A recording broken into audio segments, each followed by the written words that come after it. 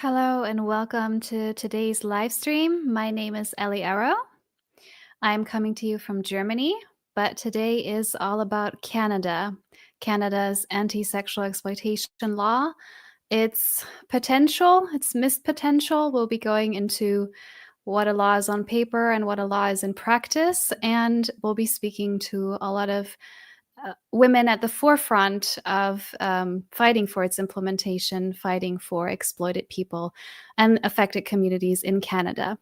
Because today marks 11 years since the passing of PCEPA, which stands for the Protection of Communities and Exploited Persons Act, also known as, well, it's Canada's Nordic model or equality model law. We'll go into the history, like I said, the shortcomings in implementation, and what really needs to happen now. We're 11 years in. We'll get into how Canadian government and Canadian institutions are or are not showing up for sexually exploited people. And to navigate this conversation, I would like to introduce today's panel. And for the sake of time, I'll say in advance, I can't give everyone's full bio or list of accomplishments. Needless to say, all the women who I'll be speaking to today are at the forefront of this battle, having either lived through exploitation or its peripheral effects, or are working directly with affected populations. And we're going to start with Linda MacDonald and Jeanne Sarson. Let's bring them up here. Hi, Jeanne and Linda. Thank you for joining us today. So Linda MacDonald and Jeanne Sarson are founders and leaders of Persons Against Non-State Torture. Linda and Jeanne are retired nurses and feminist human rights activists who've spent 3 decades fighting to have men's violence against women and girls recognized as what it really is, which is non-state torture. They help lobby for PCEPA, for the Canadian Nordic model, and they're members of the National Council of Women of Canada, who also support the law. And anyone interested in learning more about their work, on our podcast, Red Light Exposé, we have an excellent episode. And there's also a book, which is linked over there, that people can research. And we'll hear more from Jeanne and Linda directly and how it relates to commercial sexual exploitation. We'll have more people joining us. Next, I'd like to introduce Liz John West. Hi, Liz. Hello. Hi, Elly. Liz is the executive director of CEASE, the Center to Empower All Survivors of Exploitation and Trafficking, based in Edmonton, where she and her team assist women in exiting sexual exploitation. Throughout her career, Liz has navigated the complex intersections of intergenerational trauma, systemic racism, poverty, gender-based violence, and addiction, all of which we know are deeply intertwined in prostitution. We're also joined by Kathy King, another former guest at the podcast. Hi, Kathy. Kathy King is an award-winning human rights advocate and co-author of the book When Men Buy Sex, Who Really Pays? Canadian Stories of Exploitation, Survival, and Advocacy, written together with our very own Andrea Heinz, who's also here, which I'll introduce in a second. Kathy is the mother of Cara King, who's one of Canada's many missing and murdered Indigenous women. And the femicide of Cara was committed by a man in the context of commercial sexual exploitation. And Kathy fights to this day to prevent the same from happening to other girls and women. And then also, I have my 2 brilliant co-hosts, which is Andrea Heinz and Michelle Abel. Hi, Michelle. Hi. So Andrea Heinz spent 7 years in Edmonton's licensed sex industry before exiting in 2012 and becoming a fierce advocate against the industry. And Michelle is a survivor of familial trafficking who advises Canadian and international legislators on anti-trafficking policy. And she's also the Vice President of Children, Youth, and Global Affairs within the National Council of Women of Canada. And various people on this panel have also been involved in the work of so-called John schools, where buyers of prostitution are thoroughly educated and held to account about the harm that they do and discouraged from reoffending. Also something which we'll go into. So a lot to cover, a lot of different topics and voices. I'm glad we could make this happen. Today is both a celebration and an honest look at some sobering results, because while this is a powerful law on paper, we've not seen the political will or local will to meaningfully implement it. And nonetheless, thanks to the advocates here today, the conversation on sexual exploitation has not abated. You keep bringing it to people's doorsteps, to the media, everywhere where it needs to be heard. And in fact, you've all spent this week bringing that conversation to the Canadian Parliament, the Senate, and the House of Commons. We'll start the conversation in just a second. Before we do, I do have to thank a few more people because this is a collective effort. That advocacy also extends gratitude to a variety of organizations and dedicated individuals, including Hannah Stolze and his organization Empower Men, as well as John Castle and Trevor Poplar from Men Ending Trafficking, who funded the dissemination of Andrea and Kathy's book to each member of Parliament and the Senate, totaling 448 copies. And gratitude also goes out to MP Arnold Viersen as well as MP Julie Maville-Deschênes, both of whom are staunch advocates for this cause within the government. But so to hand it over to the panel, I know you're all in Ottawa right now, and the overarching title of the series of events that you're doing is the United Event, which stands for Unifying Nationally to Interrupt Trafficking and Exploitation. How has this been going? What has been the response? Because I know this is an uncomfortable topic. In Germany, I experienced it. Lawmakers sometimes don't even want to have the conversation, but you just brought it to their doorstep, a lot of doorsteps. How are things going right now this week in Ottawa? I'll hand it to Andrea first, and then I'd like to hear from anyone who wants to chime in. Great. Thank you, Elly, and thank you everyone for tuning in to hear about everything we got going on. What a busy week it has been, incredibly busy, and so happy that everyone who's on this screen was able to make it out to Canada's capital city to, as Elly said, bring awareness of our Nordic model style legislation to so many parliamentarians and to the public through the city of Ottawa here. Really where to begin, I guess, is many years ago, well, not many years ago, but 2 years ago, when our book was published, it was definitely, I think, a dream of mine, and maybe Kathy's as well, to take a copy of this book to every single member of Parliament and every senator in Canada. So 448 people. And so we were able to do that, as mentioned, with the support of Men Ending Trafficking and Empower Men. And a lot of work to make that happen. We really, I think, underestimated how much work it is to take that many books and put this all together. So yeah, we had 4 days of events and things going on, and I know we'll kind of get into that a little bit more throughout our live stream, but really successful week, I think, in all. Yeah, we're truly honored for the support of the two men's organizations that helped us through this, as well to the members of Parliament and the senator who helped us. It's been incredibly humbling and very encouraging to receive to have received the support that we have this week. Yeah, so thank you to all.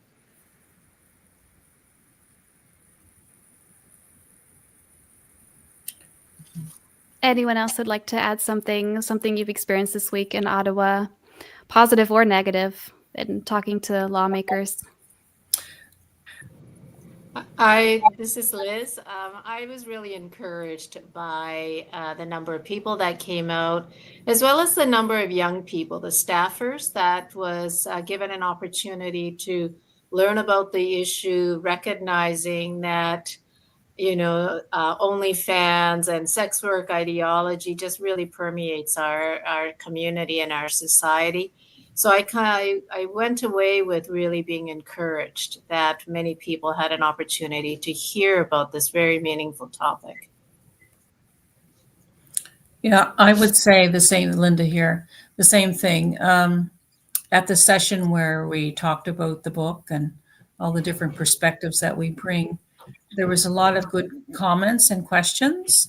And there was one woman whose daughter had been prostituted in Ottawa, in the actual city, our capital city, and she brought that clear example forward. I thought that was really powerful, and it really impacted, I think, the politicians in the room, because there's nothing like reality to really show what's happening right out on our streets in our country still, even though we have a law. It's not really being implemented adequately. So I found that really powerful. And I just found that I think people seemed positive about our legislation, and the ones that came wanted to help keep pushing it forward. I found that inspiring.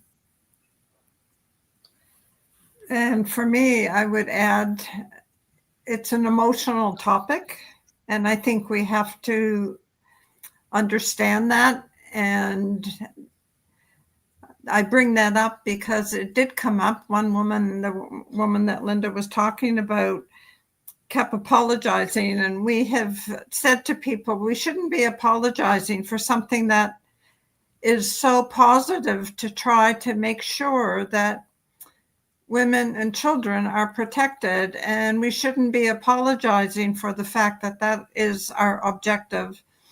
So we had an opportunity to go talk to her and say, you know, don't apologize for being emotional about it. We all get emotional about it because it's an emotional reality.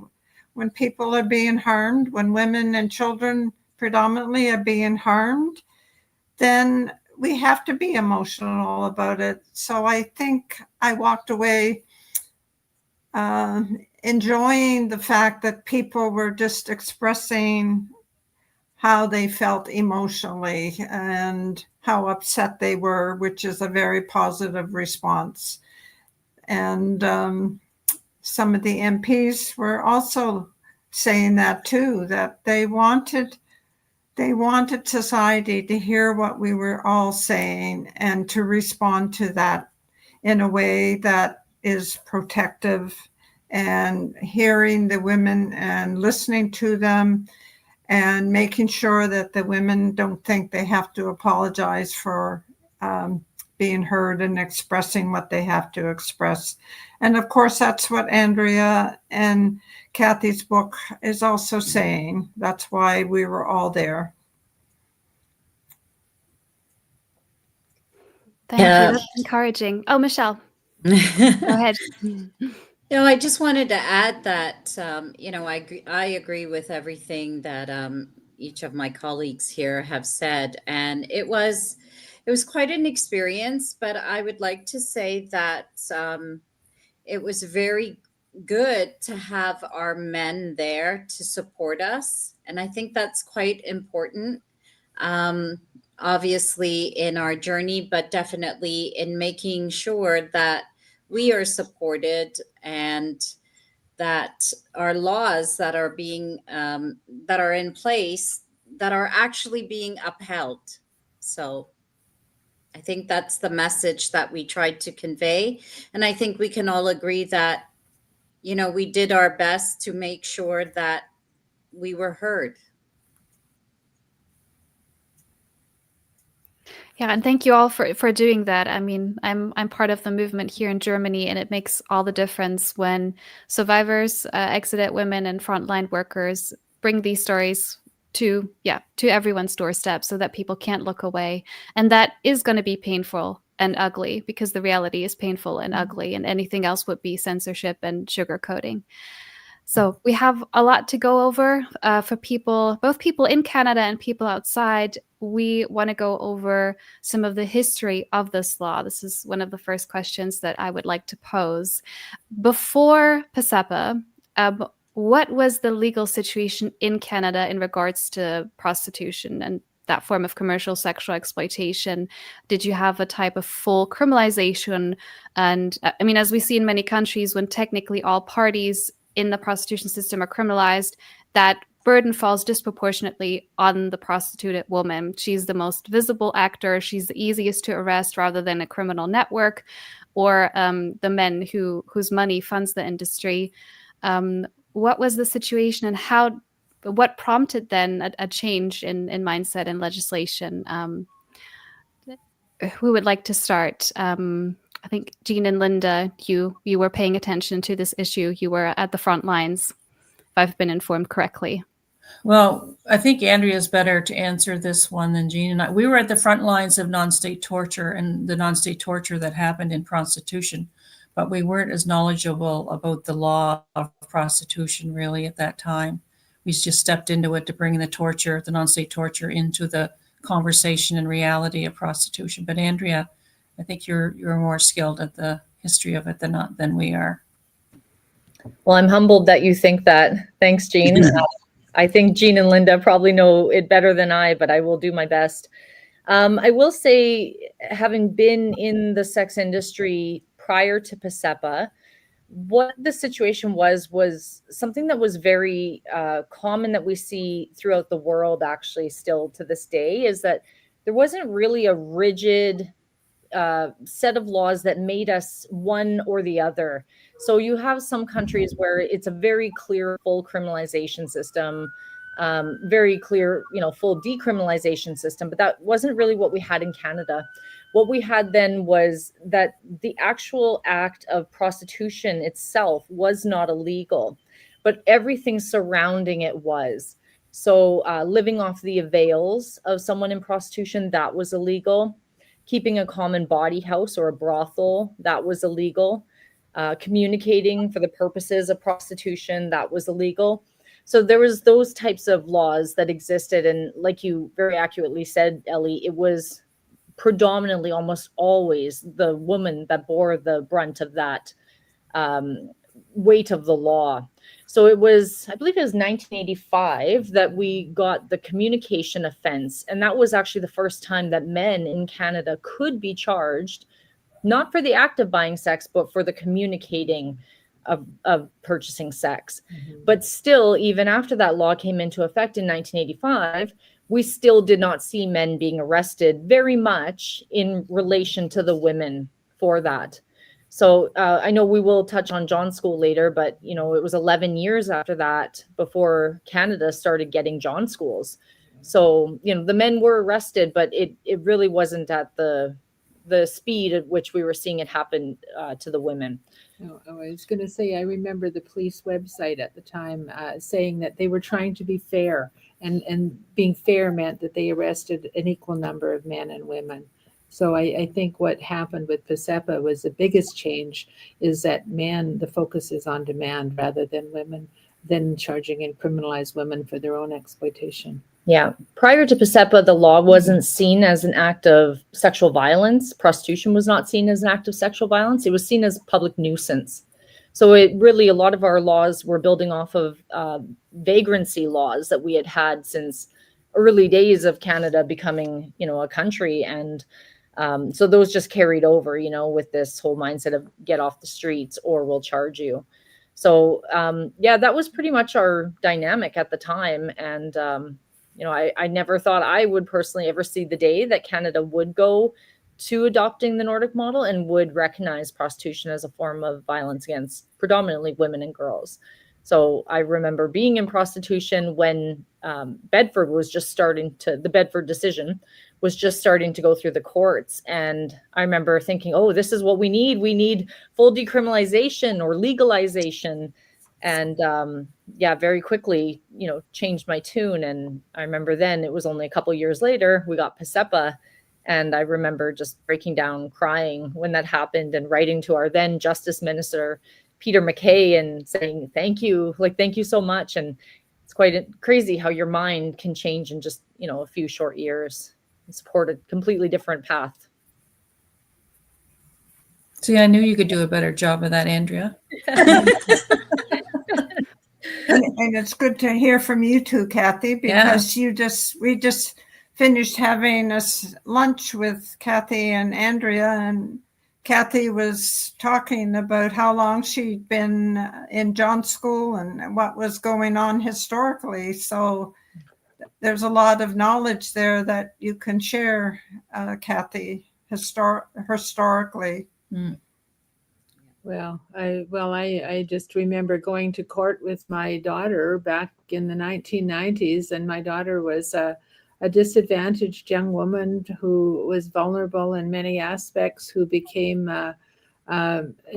struggled with drug use, struggled with mental illness, and through all of her episodes became vulnerable and was criminalized and stigmatized. And I remember sitting in court in, I believe it was 1993 or something like that, like 30 years ago, where she was this emaciated, spaced out young adult was set up as the criminal, and the male prosecutor, the male judge, the male policeman who had been undercovering as a pervert, who had coaxed her into, the scenario was that she was, I remember from reading the court records, the two policemen were cruising.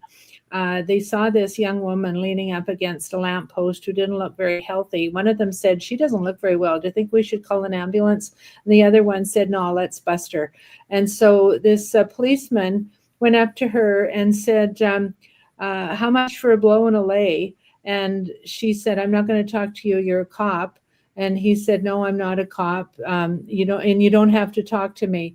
Just hold up how many fingers, how many $20 bills do I have to get for a blow and a lay?" And I must say, to this day, the thought that transaction could have been completed turns my stomach, because he was a great big huge policeman who was probably 3 times her size, twice her intelligence, and yet he's in court representing the society who has been wronged. And I'm sitting there thinking, am I the only person in this courtroom that gets it? Like, why is she this obviously disadvantaged, exploited person? Why is she being set up as the criminal? And all this man who is representing the consumers, why is he being represented as the society who has been wronged? And so that's the image that has stuck with me and that has helped motivated my work over the last 30 years, is that was so wrong. And thankfully that has been changed. So that's what I see as the big breakthrough with the PCEPA legislation. It has taken the criminalization away from women, and so that women cannot be criminalized or stigmatized for their own exploitation. Yeah, I think. Please go ahead, Michelle. Thanks. No, Kathy, I wanted to say, do you really think it has stopped, or has it gone more underground? Oh, it has stopped in the courts. It has stopped in the courts. I don't know that it stopped in the solicitation from certain individuals in certain institutions, right? Yes. Because when in front line work, that's not what you hear, and that's not what we're seeing. And it's quite unfortunate, because just like the selling of sex has gone underground or has taken more of an online platform, let's say, or right. But there are certain perpetrators that are quite rampant still. Yeah. Yeah. Yeah. So I think that needs to be addressed. Oh, totally. And I think many of us have tried to address that, because the very same individuals and institutions that are supposed to safeguard our women and children are actually, at times, some of the biggest perpetrators. And so we have to call it what it is. Yeah. And it is what it is. Well, there is the whole, what upsets me is the whole pro-prostitution lobby that suggests that being exploited is some sort of empowerment, that selling yourself for financial gain is some sort of a right. And people get all confused with that ideology, which is so unfortunate. Like that the women have the right to exploit themselves for financial gain is just missing the whole point. Yeah. Yeah, it's so detrimental, to the long-term effects that our young people are suffering. Yeah. So the idea of a Nordic model style law or of PCEPA is to guard against both the demonization and criminalization of exploited people, but also the harm denialism of the industry, to the rebranding as work or even empowerment, just to make sure, because there's so much, this misinformation, this misunderstanding around what this law, what the actual components are, what, if there were political will, this law could do, what are the parts of this law, its pillars. Who would like to walk us through that? Who feels confident for this exam? I was gonna say, I think it'll probably be passed over to me, so I'll just assume and take the lead on that again. Take the role. I'm definitely a law nerd. I wouldn't say, I'm any kind of legal expert, but I'm always fascinated reading law, and I think PCEPA is just a incredibly fascinating law, and I'm so proud that we have it in Canada. So PCEPA within the legislation states that there's 3 goals. The first one is to protect sellers who are offering their own sexual services. That's language that's in the legislation, sexual services. I personally don't like that wording. I think that that's labor euphemisms, but that's how it's quoted. The second one is to reduce demand for sexual services. And so obviously that means going after the buyers. And the third one is to protect communities, especially children, from the harms of prostitution. So those are really the 3, tenets of what the goals of PCEPA are. But we know within a Nordic model style law, there's 4 pillars. The first one is to decriminalize women. The second one is to criminalize buyers. The third one is to offer robust exit support services. And the fourth one is quite robust public education. So unfortunately in Canada, we haven't seen that we have really any of those happening, except for the decriminalization of the women. We have not seen really many arrests at all since PCEPA has occurred. But to be clear, I think there's often a misunderstanding that it's legal to sell sex in Canada, which is not the case. It is still illegal to sell sex in Canada. However, the women or anybody selling their own sexual services are held immune from prosecution. So our law has immunity provisions built within it. So technically, we are not really a partial decrim law by nature. We are a fully criminalized system here in Canada, but we just provide immunity from those who are selling their own sexual services, advertising their own sexual services, people who are benefiting from someone's sexual services, if it's a non-exploitative relationship like a child or an elderly parent, a spouse who's not, forcing them into prostitution. So the law is comprised of 6 key provisions. The first one is Section 286, which is our purchasing offense. And so again, since 2014, it's been illegal to pay for sex in any capacity, whether that's drugs, housing, money, food, anything. So it's for consideration is what it is. So not for money.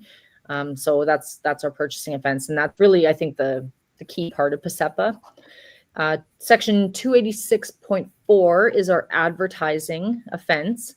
And just like the purchasing offense, this is a hybrid offense. So it can be tried either as a summary conviction, which is 2 years less a day in jail if you're convicted, or 2 years less a day of a sentence, maybe not custodial. Or you can be found to be guilty of an indictable offense, which is then 2 years plus 1 day. So it really allows the courts to determine if someone is a repeat offender, should they then be charged under an indictment, or should they, receive a summary conviction if it's their first time offense. Section 286.2 is our material benefit. So again, we struck down the living off the avails law, but now we have this material benefit one. And the difference with this one now that we have is that it is strictly an indictable offense.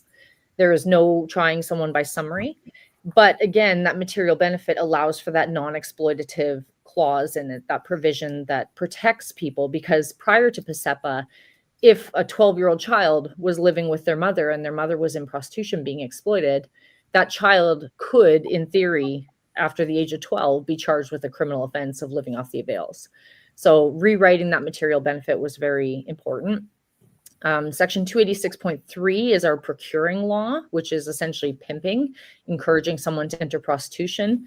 That is an indictable offense as well. So no trying someone 2 years less a day by summary. And Section 213 is our communicating offense, and that is a summary conviction all the way. Section 213 basically only applies to the sellers now, because the purchasing offense is what is levied against the purchasers. So Section 213 is still a section within the criminal code that unfortunately does create a small window for sellers to still be criminalized.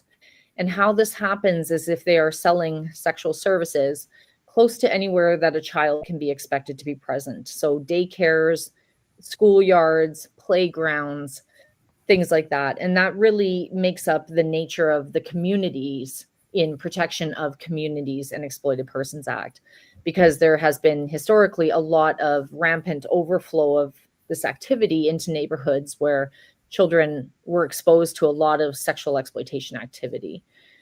So those are the 5 key laws of PCEPA, but PCEPA also includes our human trafficking laws as well. So that's Section 279, our trafficking in persons offenses.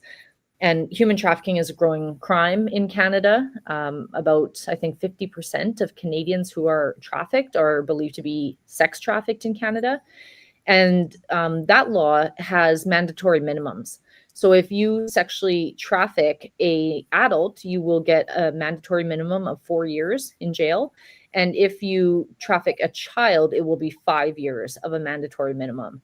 However, both adult and child trafficking scenarios can go up to, I think, upwards of something like 14 years, I believe, if there's crimes such as sexual assault or kidnapping or things like that that are paired with that trafficking offense.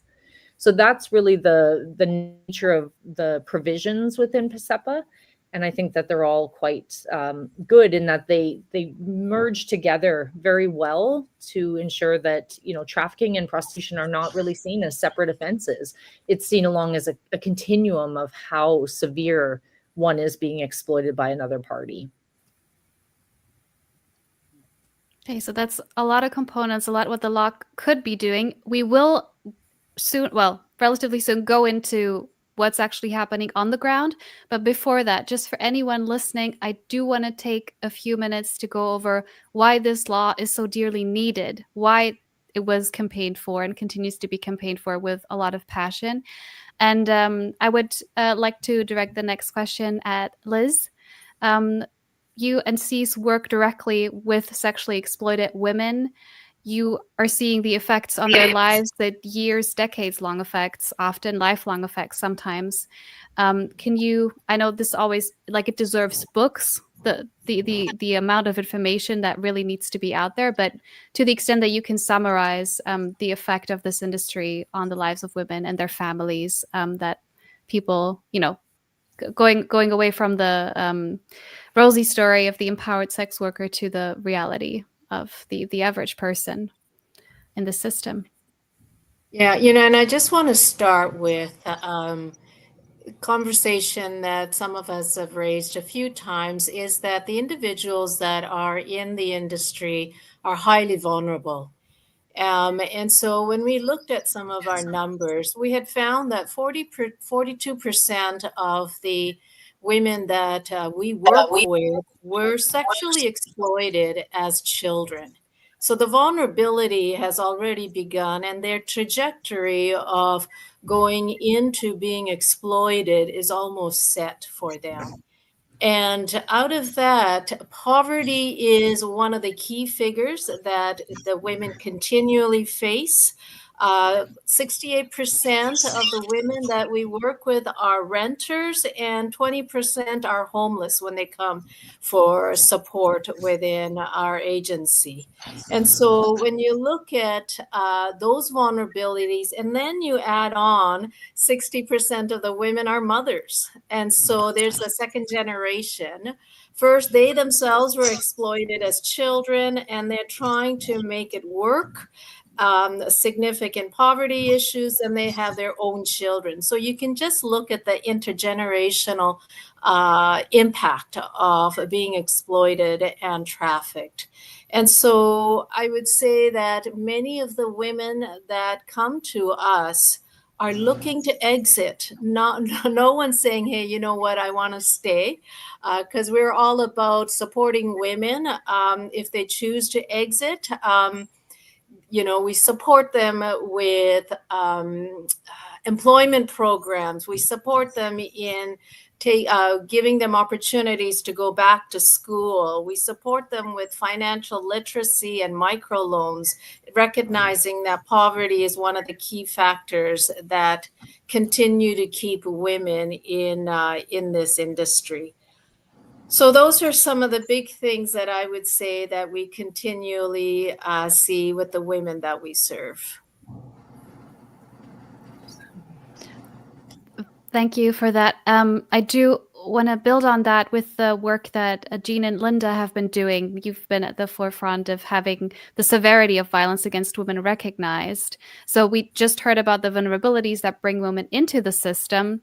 Then what men do to women in that system itself, it's not a transaction, it's not a service, it's a continuation of violence and violence in of itself. And I'd like to know how, yes, commercial sexual exploitation came into your work and connects to your advocacy around having non-state torture recognized, as men do it to women in relationships, in families, and in brothels. Yeah, well, how it came into our work, Elly, is that the women that we support started sharing their stories of sexualized exploitation that involved torture, non-state torture. Maybe I should, do you want the definition of what non-state torture is for people, or? Yes, that would be great, yes. Okay. So this is Jeanne and my definition. By the way, we coined the term non-state torture, but non-state torture is torture that occurs in domestic or private relationships perpetrated within families, human trafficking, in prostitution, pornographic exploitation by violent groups and gangs, dismissed as social, cultural, traditional, or religious acts, and can be committed during migration, displacement, and in humanitarian or civil unrest. So that definition has evolved over time, and the one facet that we're talking about today is the exploitation in human trafficking and in prostitution. So we have a questionnaire that we have on our website as well that women answered, and Jeanne gathered the data for that. It was over 30 different women. So maybe you'd want to talk about some of the acts of torture that they were subjected to, Jeanne. Yeah, I can add to what Linda said, and we'll share some of the research findings that we had. But I'll go back a little bit to your question and how we really came to being involved was back in 1993. And it came about listening to a woman who started explaining that her victimization began as a 2-year-old, and she was exploited into human trafficking and so-called prostitution and pornography. There's an interconnected link, and that's really what took us to be activists to support PCEPA, to try to get children's voices in there and young children's voices, because what we found is that children really weren't being identified as very young children. It was more like teenagers were being identified as being children under the age of 18. But for us to really deal with how vulnerable, say, the under 18-year-old becomes, we have to go back to when did their victimization begin? How long has it been going on? What have they learned to normalize very quickly? Because women who were tortured said that even after they escaped, all they knew was sexualized victimization. So it took them into prostitution.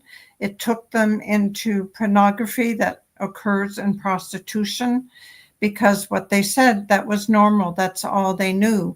So we have to start talking about the whole continuum. So I just wanted to bring that in because Liz brought that in about children, is to bring how early the victimization and vulnerability begins. So I'll go back to some of the research we did. There were 30 respondents, and we looked at, like Linda said, we have a questionnaire with 48 forms of non-state torture.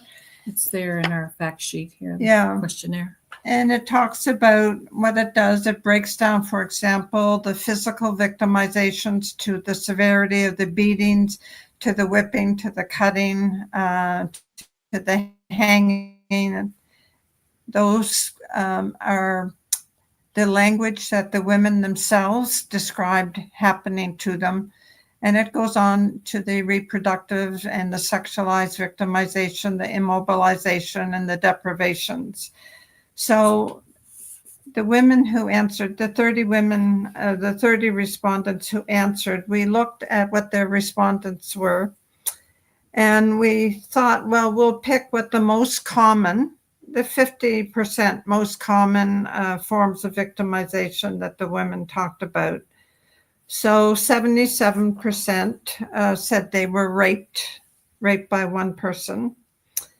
77% also said they were raped with a gun, a knife, or other objects.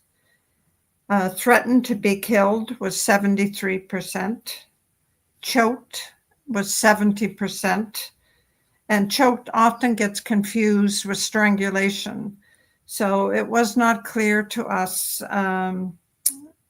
exactly whether it was fully being choked. The difference with being choked is that your nose and your face is covered, so you can't breathe, where strangulation is cutting off the blood circulation to your brain.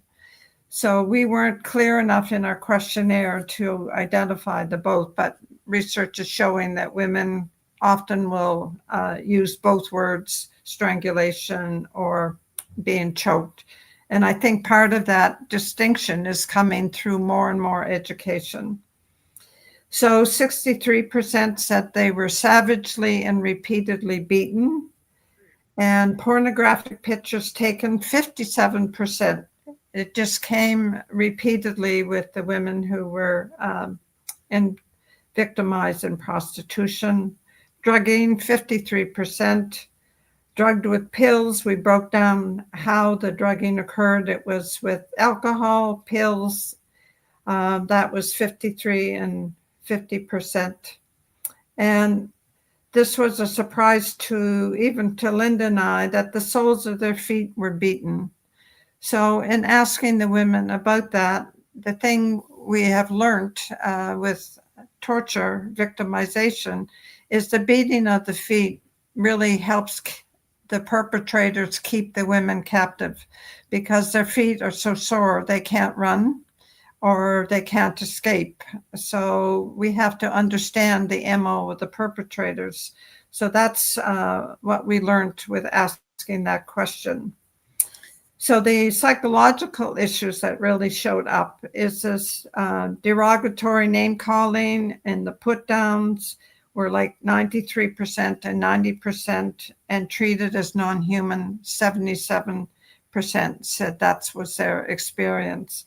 So it's very clear that the degree of victimization that is perpetrated by the Johns, the buyers, and the system, the prostitution system that keeps the demand going. And we can't ignore that. Yeah, and one last thing I wanted to say, Elly, was that we don't say, our message is not that all violence against women is torture. We say that there's a distinction in the different forms of violence, and that abuse occurs, and that's when women and some men and children, of course, are controlled. And torture, or non-state torture, that's perpetrators that aren't employed by the state, that's for the destruction of the person, or the woman primarily, and the girl. So that's where the dehumanization comes in. And that kind of dehumanization has been really lacking in the literature, because a lot of people don't want to itemize the crime the way that Jeanne and I do and describe the acts of the MO of the perpetrators. But we really feel it's important for people to do that, so that they understand why the women have been so extremely victimized and traumatized. Thank you so much for your work. I've passed on the link to your website to many women who, after checking with them, if that's something they want to dive into, and have had a variety of survivors of intimate partner violence as well as commercial sexual exploitation, say this helped them realize that what happened wasn't just a bad client or a bad relationship. It meets the definition. If it had been done by an actor of the state in a prison or any other kind of government-run facility, it would have been torture. And it still is when it happens in a home or a hotel or a brothel. And I also find it important for listeners to emphasize, yes, this is done by traffickers to break their victims down physically and mentally, to make them so-called ready for the market. so that they won't fight back and they won't ask for help. However, you don't necessarily need a trafficker there. There is a real taste for violence among the buyers, and a lot of the acts that you listed are now classed as BDSM. And this is something that you can look for on a normal prostitution or porn site to watch or do to somebody, and it will be called a so-called service. So this is not something adjacent, but this is now an integral part of this industry. Absolutely. That's why I say that torture is not work. Yes. Yes. And it's far away from what we should be calling sex. Yeah, and it's far away from adult entertainment too. Exactly. Does anyone else want to come in for the reason why this law was so necessary in Canada and elsewhere before we move on? I think Jeanne and Linda summed it up right there. Like, that is the true nature of prostitution. And we're under this guise of legitimacy and empowerment and entertainment. But really, I think their work is testament to the reality of what we're talking about. And I think once people start to hear this and understand this, there's no other legislation approach or model that warrants, what is the response. So. And before we move on, I often like to quote Giselle Pellicot, who famously said, "Shame must change sides," and that's exactly. I mean, what she went through is torture. I don't know if that word has been used in that context. There is really any other word is inappropriate. And what she called her bedroom a torture room, Elly. She herself called it a torture room. Yes. So I wish this wasn't happening, but while it is happening, we have to call it what it is, and that is also what PCEPA does. It calls it exploitation and treats it as such. So we're gonna do we're now gonna interrupt our panel by hearing some statements from allies and supporters of the law. Because, like I said in the opening, today is the 11th anniversary of the law, and we had a variety of people speak to the press and speak in various Canadian government institutions on this subject. And we're first going to hear from a longtime champion of the law, which is MP Arnold Viersen, who gave the following speech in the House of Commons. Let's hear that speech now. Westlaw. Thank you, Mr. Speaker. Mr. Speaker, I'm honored to invite all members to a luncheon tomorrow at noon at 853 131 Queen Street to mark the 11 years since the royal assent of PCEPA, the Protection of Community and Exploited Persons Act.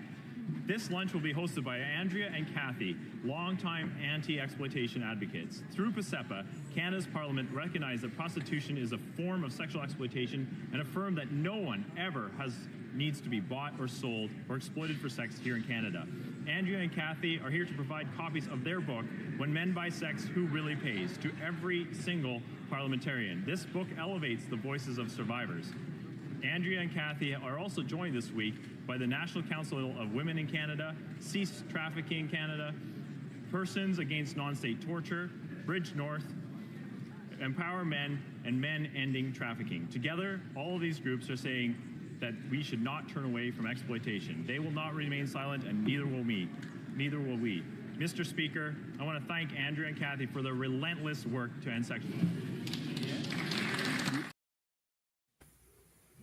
We're also briefly going to hear from MP Julie Maville-Deschênes, who spoke to the Canadian Senate this week on the same subject. Senator. Apologies, Senator. Of Andrea, Heinz, and Kathy King, authors from Edmonton, Alberta. They are the guests of the Honourable Senator Maville-Deschênes. On behalf of all senators, I welcome you to the Senate of Canada.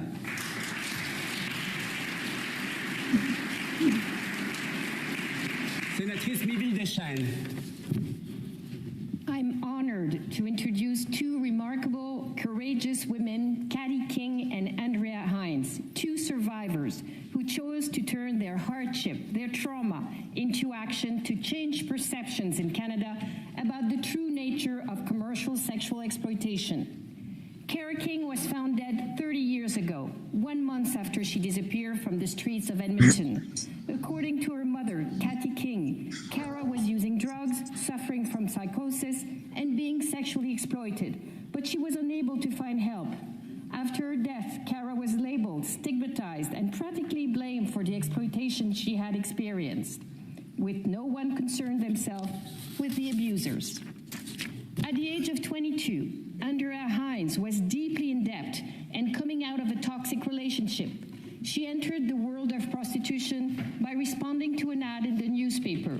She sold sexual services 4,300 times in 7 years before realizing that this was not a job like any other, but that she was suffering from dissociation, which had enabled her to endure strangers spitting on her, hitting her, removing their condoms without her consent, choking her, and showering her with degrading insults. Cathy King and Andrea Heinz stood up and took action to say loud and clear that a society like Canada cannot and must not tolerate the commercial sexual exploitation of women. Hence, their award-winning book, published in 2024, is titled When Men Buy Sex, Who Really Pays? Les auteurs constatent dans le In their book, the authors note that there is much debate about the condition and supposed choices of women who sell sexual services when we should be turning our attention to the buyers, the clients. Why do some men choose to purchase women in this way? Is it an inevitable consequence of gender inequality? Can financial compensation really justify the harm inflicted on those who are bought? No, of course not. Rather than engaging in an ideological battle with sex workers, King and Heinz chose to become educators in Edmonton's sex trade offender program for men who have been convicted for the first time of purchasing sexual services. According to the authors, this program works and reduces recidivism as participants become aware of the harm inflicted on women and develop empathy. But this is only a small part of the solution to reducing the demand for sexual services. Prevention and education of boys and girls are also needed, as well as law enforcement and budgeted funds to implement strategies for exiting prostitution. Heinz and King want to combat inertia, indifference, and the normalization of this exploitation, which in many cases is linked to the sex trafficking of girls and women. I admire these two women who are in Ottawa to raise awareness. Let us applaud their efforts.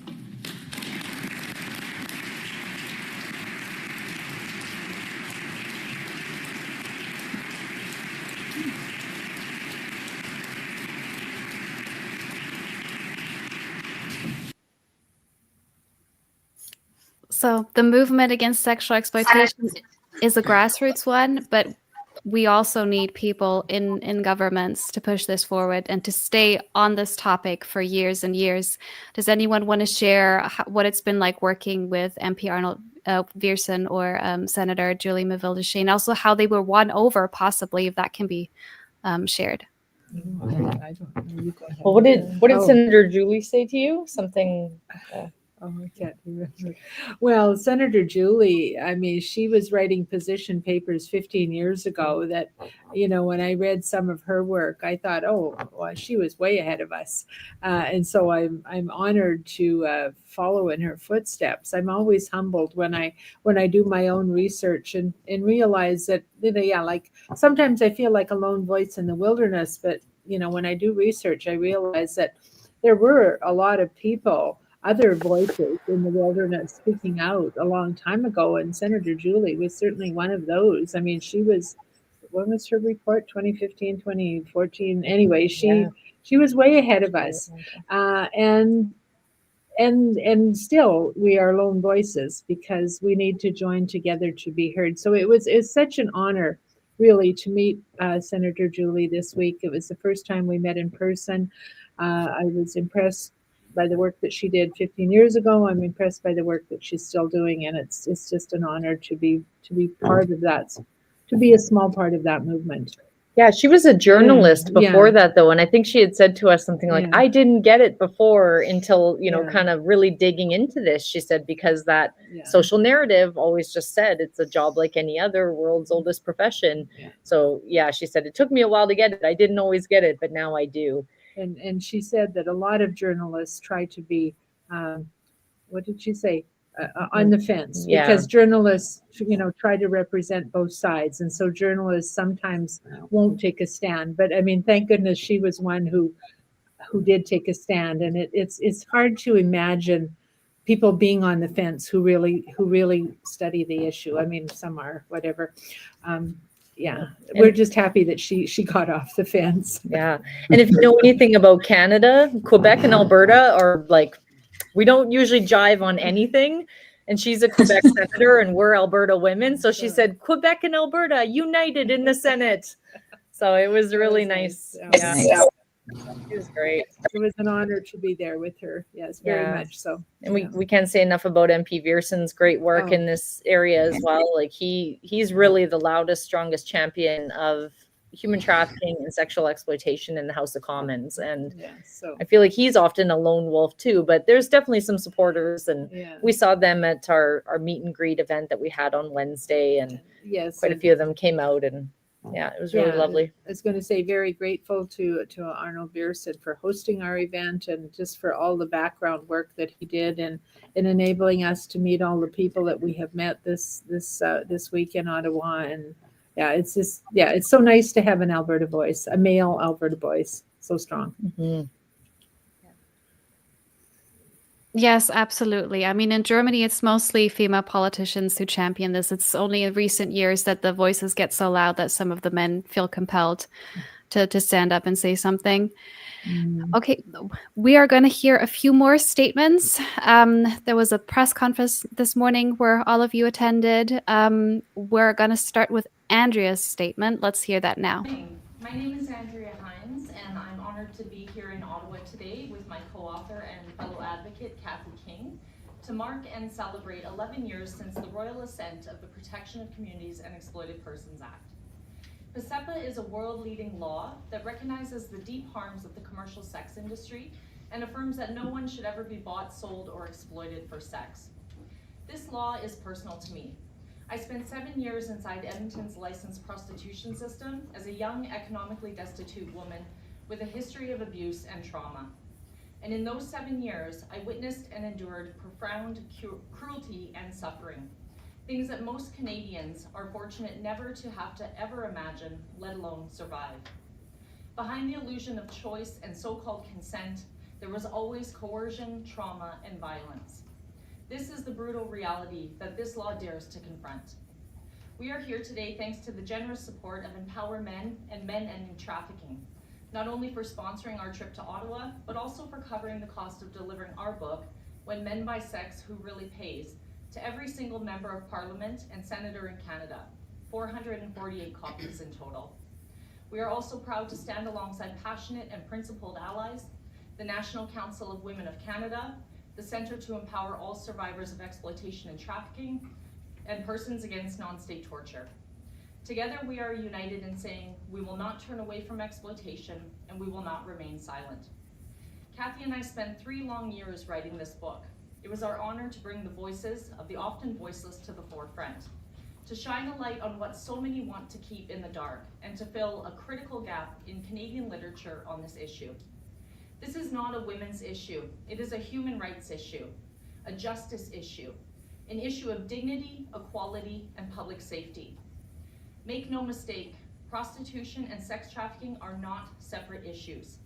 They are deeply interconnected, and both are driven by demand, systemic inequality, and a culture that too often excuses the sexual exploitation of the vulnerable.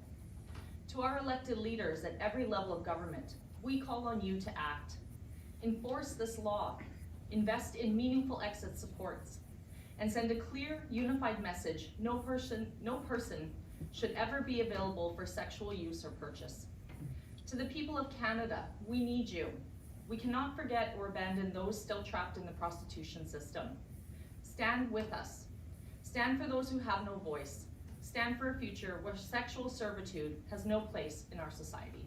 Thank you.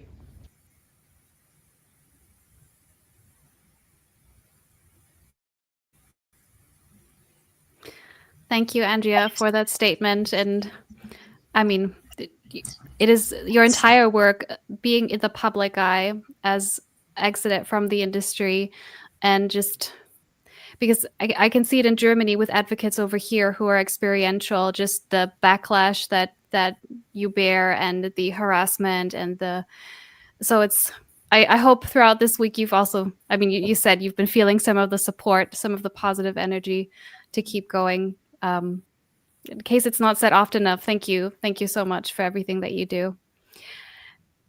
We are going to hear from some of the male allies of the movement next. Next up is John Cassell of Men Ending Trafficking. Just heads up, a little bit of that video was cut off, so we're going to miss some of the early seconds. So your computer is not malfunctioning. That's a small tech error on our end. Exploited Persons Act. Prostitution, which had been historically passed off as a mere public nuisance, would be more appropriately framed as a crime of exploitation.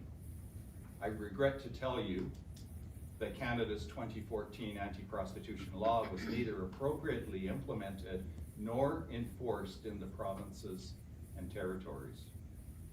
And prostitution activities continue to be licensed in Canadian cities. Even some politicians elected to look out for the well-being of their own communities remained in opposition to PCEPA. In the House of Commons, we heard it argued, sex work is work. Which is it? Is prostitution a viable career option, or is it a form of exploitation? The dozens of parents in LifeWorthy's Parents Program will answer that question without hesitation. They will tell you about the radical changes in behavior of their children and the loss of relationship they experienced. They will speak about the violence perpetrated against their daughters and describe the injuries to their bodies. They will testify to deteriorating mental and physical health of their daughters and lament over the addictions that took hold from efforts to self-medicate. Many will share that the nightmare continues without relief or closure. Some who have received closure will tell you about the anguish of having to bury a daughter. These are some of the people who are most qualified to tell you what happens when men buy sex. In conclusion, I'll quote from the book When Men Buy Sex, Who Really Pays, by Andrea Heinz and Kathy King. Condemnation of sex trafficking is an important first step, but a distinct hypocrisy prevails if we do not address the underlying issue of consumer demand. Men Ending Trafficking would like to acknowledge our co-sponsor, Henna Stolz from Empower Men, along with the other individuals and organizations that contributed to the recognition and discussion of PCEPA this week on Parliament Hill. We were also able to deliver this important new book to every MP and senator. Special thanks to co-authors Kathy King and Andrea Heinz. Thank you. Very briefly for the audience, can one of you tell us about Men Ending Trafficking? Because working with Michelle and Andrea, I've gotten to know a number of amazing Canadian organizations and individuals, but I hadn't previously heard of John or his organization. So can somebody tell us about them? Michelle, do you want to maybe say a few words, just because you're a fellow Ontarian, and I know you've known John probably the longest out of all of us, I would say, maybe. Oh, you're muted. Thanks. I said, and you can add to it as well. Yes, so John and I have known each other for about 17 years. And Men Ending Trafficking is an organization he started, I believe it's 10 years ago in Ontario. And so I've, been able to be associated with this NGO. And he's done some really great work and moved on to where we are also supporting parents that have children that are being either exploited or unfortunately murdered and missing. And yeah, he's done some really great work and really supportive with various families. But I think you have more of a interaction with him now, Andrea, than I do. This is years ago, so yeah. Well, it sounds like you gave the good history, and I'll kind of catch up now on what he's doing. Right. Yeah, it's so I just learned of all these things that Michelle mentioned through John, getting to know him through a group called Demand Action Coalition that we're both a part of.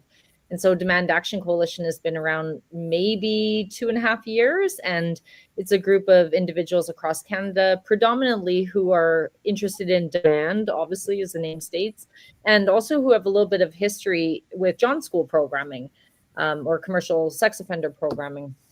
And so really, only kind of gotten to know John myself quite a bit over the last probably 5 years, but I just am always in awe of men like him that are really, really passionate about this issue and have this way of really gently but assertively challenging other men around their mindsets around prostitution, their activity being involved in prostitution, and just things of the like. And he's just a really kind man who really steps in and tries to move the movement forward, particularly through raising the voices of women and those with lived experience. So we love John. He's great.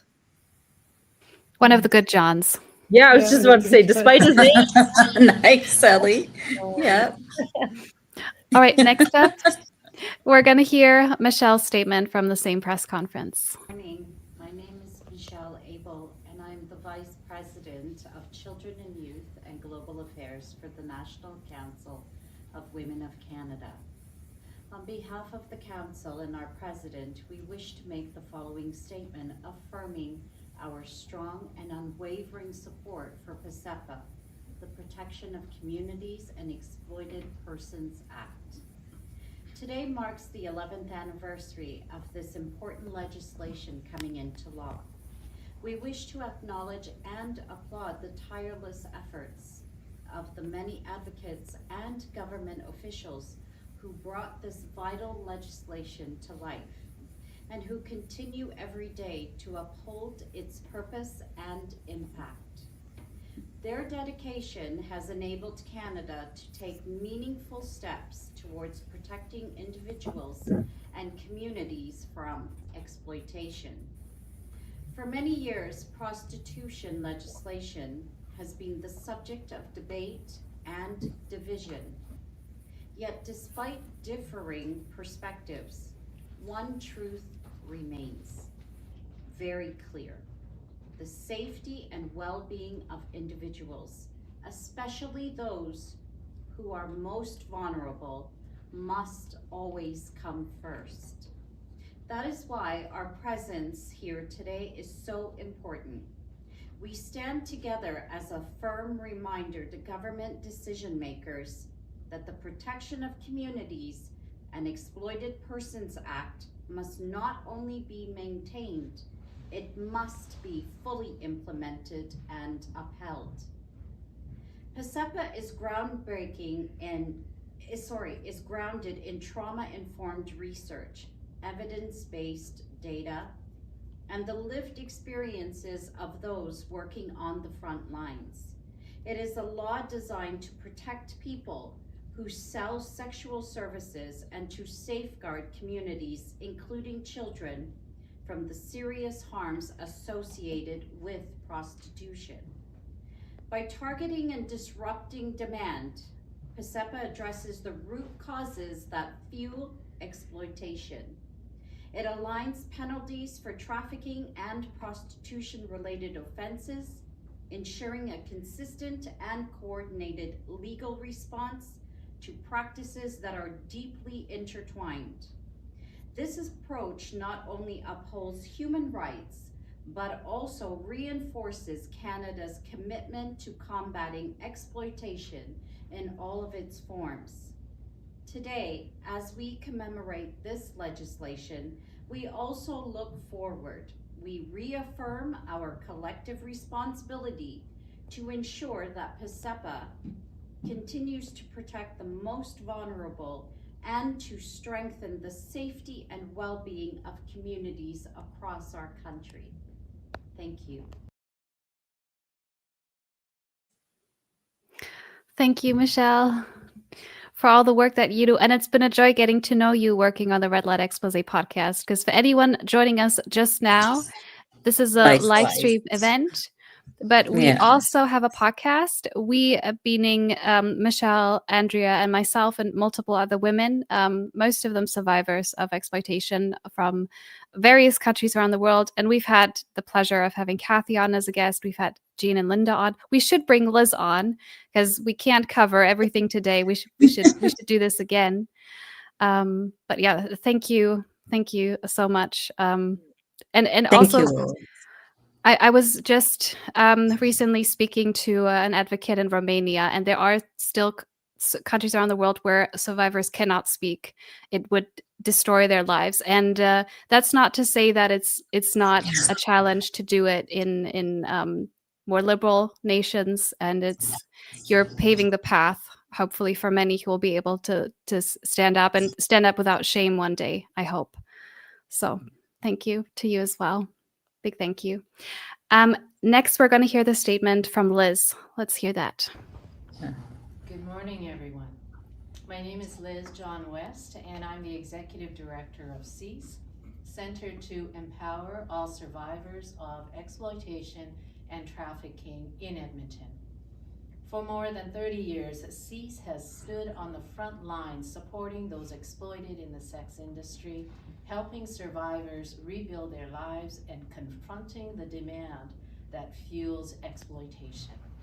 We are here today because 11 years after the Protection of Communities and Exploited Persons Act became law, the reality is men are still buying sex, and women and children are still being harmed. Many men still believe that purchasing sex is legal, and this false belief fuels ongoing violence and exploitation.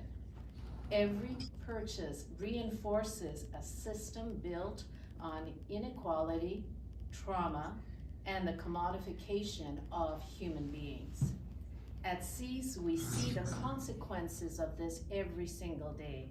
In the past 6 months, we have received approximately 150 inquiries from individuals seeking to exit the sex industry. Many of them have endured unimaginable violence that leave lifelong scars. A significant number struggle with poverty, mental health issues, and the trauma of being exploited as children. These are not isolated stories. They are the reality of exploitation in Canada today. We must do better to protect our most vulnerable. We have the laws, now we must implement them. Our community in Edmonton learned long ago that change requires both compassion and accountability. Over 3 decades ago, CEASE helped create STOP, the Sex Trade Offender Program, to directly address men's demand for paid sex. The program's goal is to educate men, build empathy, and inspire real behavioral change.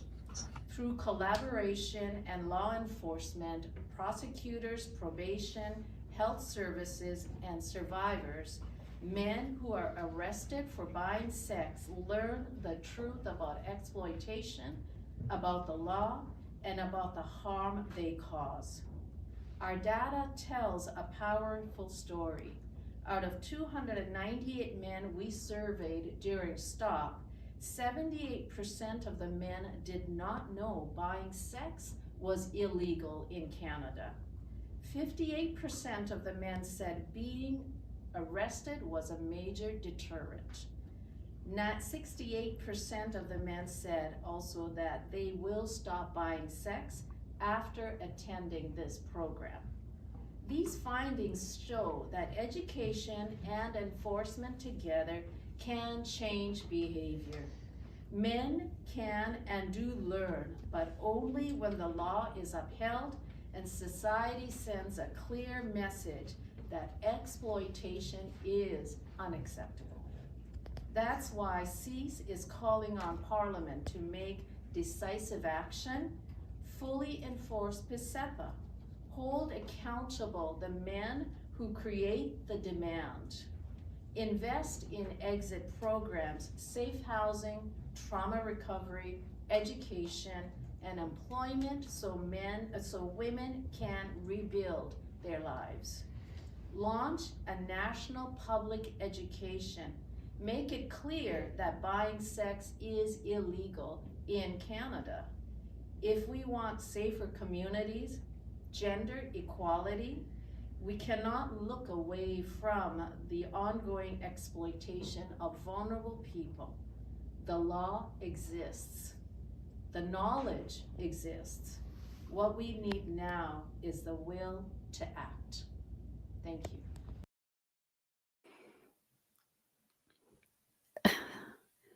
78% of men committing this crime not knowing it's a crime is just a shocking statistic. So a decade of a law being there in place theoretically, and what's communicated to majority of Canadian men is go right ahead, no problem. Good way to spend your weekend. Please comment if you'd like to. Oh, you're muted. You're muted. Still muted.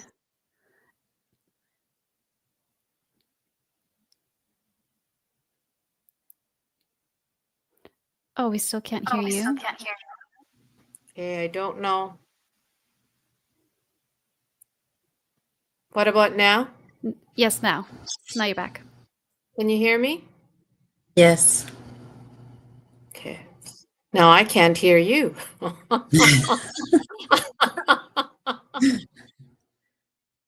Okay, testing one.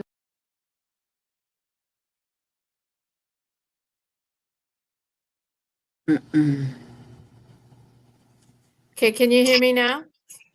Yeah, we can. Okay, there you go.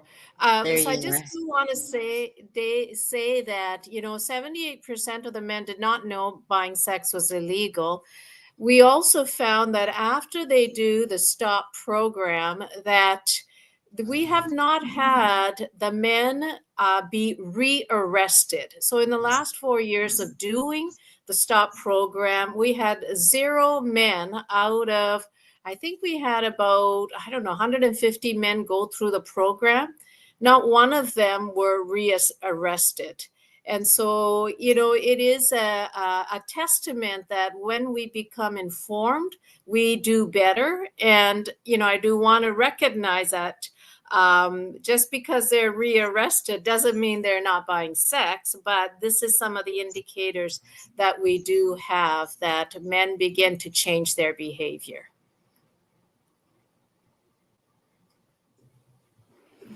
And we will talk a little bit later about, despite a lot of reason to be disappointed and furious, there is some grounds for hope. But for now, we're going to hear another statement. This one is from Linda. MacDonald, and along with Jeanne Sarson, my colleague, who is also here today, we speak as feminist grassroots activists representing our campaign Persons Against Non-State Torture, and we're also members of the NGO, the National Council of Women of Canada, who have a policy supporting the Nordic model. Non-state torture is the torture of mainly women and girls by non-state actors, by mostly everyday men, not employed by the state. Buyers of women in prostitution being one example. In 2014, the Canadian government asked Canadian citizens to share their ideas about Bill C-36, the Protection of Communities and Exploited Persons Act, now known as PCEPA, a proposed new law on prostitution based on the Nordic model, where the focus is on the demand, or the men who buy women. Since 1993, Jeanne and I have been listening to women's stories about non-state torture, including women who have been exploited in prostitution. We wrote MP Joyce Smith, who brought Bill C-36 forward, telling her about our work. Joy called us, asking us to come to Ottawa to share our expertise about the non-state torture happening in prostitution in Canada. She said she felt it was very important to expose such reality. That July, Jeanne and I stayed for the entire week of testimony, listening to the very powerful voices from women who had survived prostitution, abolitionists, lawyers, police, academics, and others who supported the proposed law, and some who did not. On November the 6th, 11 years ago, PCEPA received royal assent, and those of us who lobbied for this law were thrilled. For Jeanne and I, it was a very profound and proud experience to be part of such a monumental moment in Canada. It is important to note that Canada is one of the very few countries globally that has implemented the Nordic model. And yet, all these years later, the implementation of the law has been a disappointment. There has been little to no public education about the law, totally inadequate exiting resources for women trying to leave prostitution, and minimal police enforcement.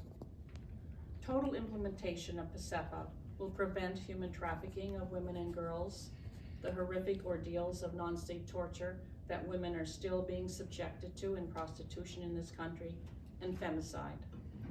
We need stronger political will and community support for PCEPA to totally realize the safer communities that this law can promote. Thank you very much.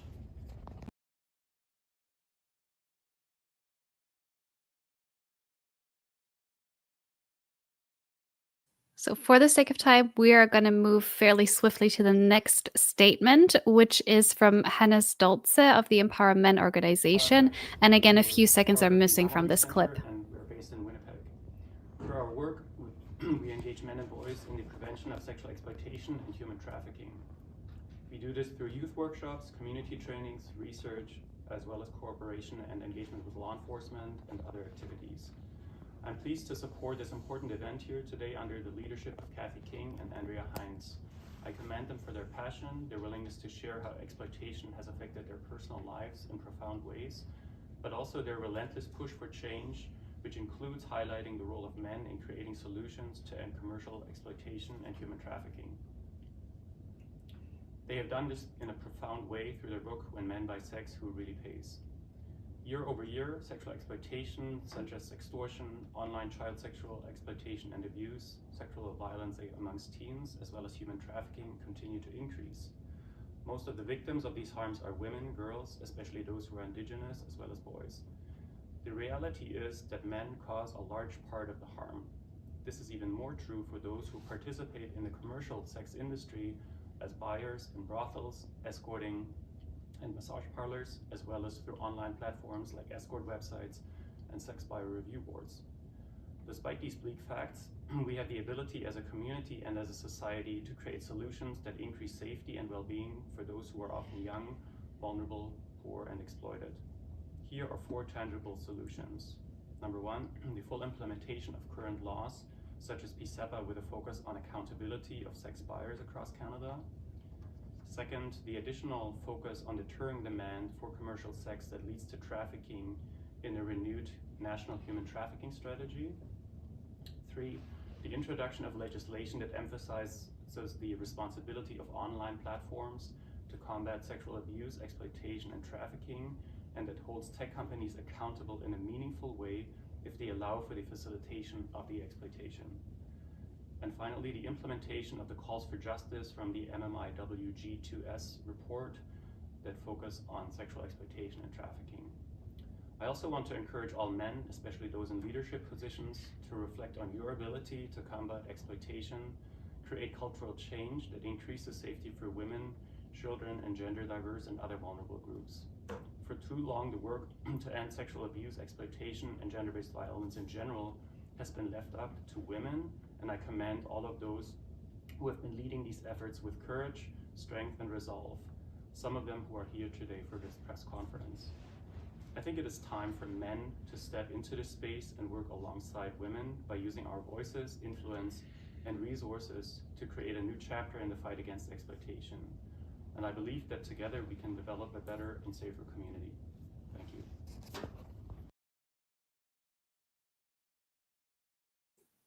And we're gonna get the final statement, which is from Kathy.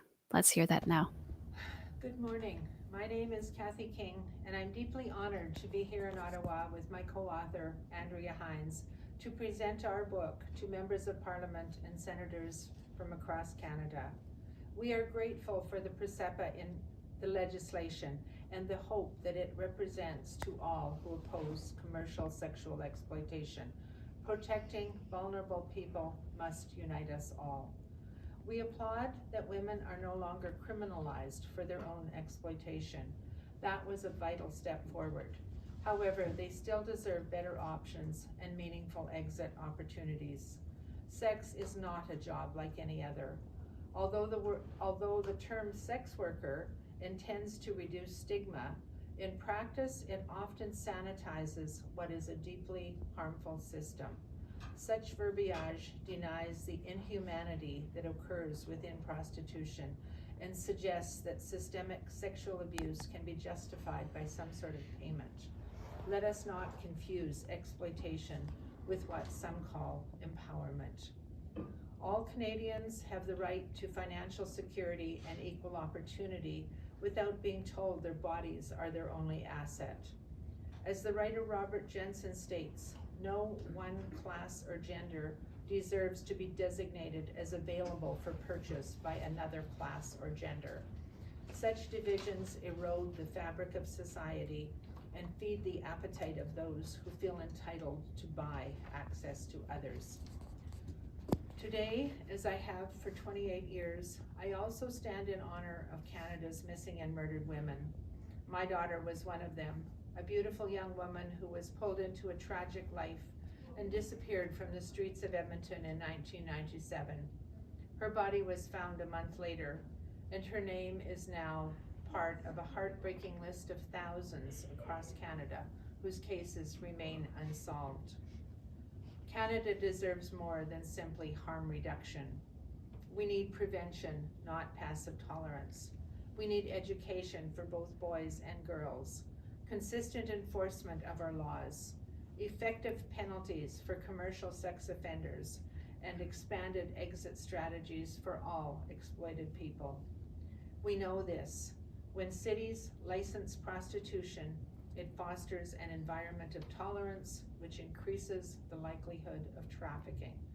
Instead of expanding the market, we must work to shrink it. Instead of normalizing exploitation, we must fight for dignity and equality for everyone. That's how we protect the next generation of children and build our nation strong and free. Thank you.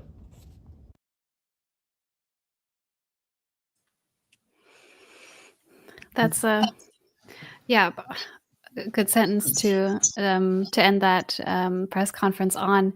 I mean, I'm just, after listening to all of you for the last hour plus, it's both inspiring and frustrating, because what I'm hearing is the knowledge is there, the experience of how to get women out the industry, even though it's a long, complicated process in many cases, how to help them heal, how to help them rebuild, how to talk to boys and young men, and how to talk to ones who have offended. The knowledge is there. There are all these projects doing this work, but they're all chronically underfunded and they're under-replicated. What should be the case now, 10 years later, is that there are exit programs all across the country, programs that go into schools and universities across the country, John schools across the country, and this has not happened. So this is, the potential's there, but the political will is not. And on top of that, what you've talked about many, many times, not only have jurisdictions and cities and various arms of the government decided not to do these things. Instead, they bring in legalization through the back door, through licensing what they say are just massage parlors, or they find ways to circumvent the law. Because, and I, I'm sure you've all wondered, like, how can this be? How can this be the law on paper and this be the implementation? And correct me, but does it have to do with the fact that you had a conservative government, which sure is not feminist, but it had this on this issue, it had the right position, and then comes in a liberal government? Is that the reason, or is it, would you say this is or maybe both, hundreds of years of entrenched misogyny and taking the industry as inevitable and therefore believing in harm reduction? It's probably all of those things, but please tell me what you think is happening.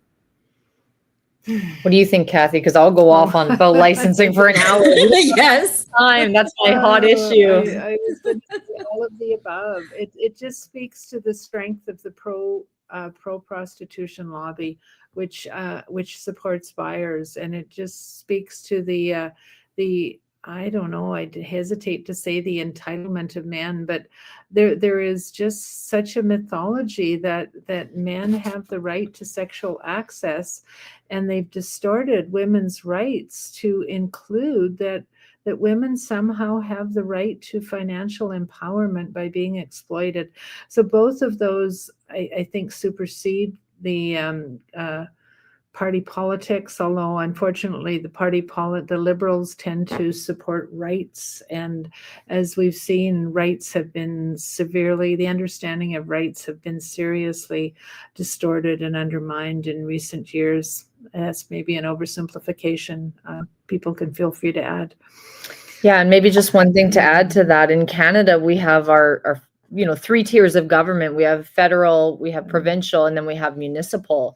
So the feds wrote this law, and as you said, Elly, it was kind of dismissed because now we're a liberal government, and this was a conservative law.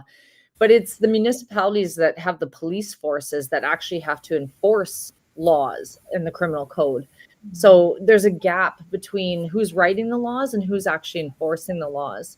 And so we do have a federal police force, the Royal Canadian Mounted Police, RCMP. And for the most part, they are supporters of the law because they are a federal police force, and that is a federal law. But when you get into a lot of these city police forces, such as our, city, Edmonton, Calgary, Toronto, Vancouver, that all have their own police organizations, they don't really come with that federal mindset. So there's a big gap between the 2 tiers of government in writing the laws and then actually upholding and enforcing the laws. So I think that that's also an issue that we see sometimes as well. And I'd like to bring in also. Sorry, Michelle, go ahead.